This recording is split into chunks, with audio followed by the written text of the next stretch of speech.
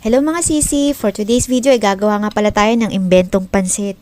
Sabi nila pag OFW ka daw kailangan madiskarte ka. Ang problema, madalas hindi natin nagagamit yun eh. Kaya ito na nga't sinimulan ko na. Dito sa Middle East hindi lahat kumakain ng leeg, atay, balon-balunan ng parte ng manok. Kaya yan at may naipon nga tayo.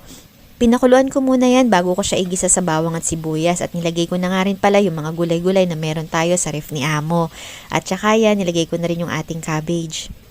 At dahil nga hindi ko alam kung anong pampalasa ang ilalagay ko pa dyan, basta nilagyan ko na lang siya ng black pepper, chili flakes, at saka ng salt.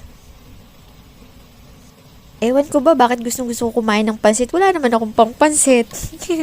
At para nga hindi na tayo gagastos pa at gagastos pa tayo ng delivery charge, ginawa na lang natin ng paraan kung ano na lang yung meron sa bahay ni Amo.